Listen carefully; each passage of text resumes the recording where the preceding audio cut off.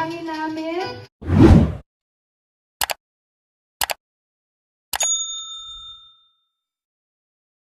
Marian Rivera nakatanggap ng birthday surprise sa kanyang Palawan family.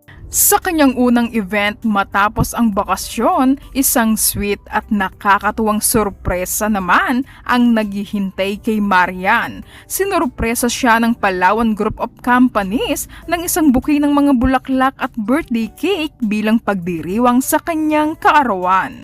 Agad namang naging extra special ang kanyang pagbabalik sa event dahil sa mainit na pagtanggap at simpleng birthday surprise mula sa kumpanya. Kitang-kita rin ang saya ni Marian sa special na araw na ito, lalo na't nagsilbi itong dagdag na memorable moment para sa kanyang pagbabalik sa trabaho matapos ang kanilang family vacation. Si Marian ang brand ambassador ng Palawan Group of Companies at kahapon nga naganap ang contract renewal.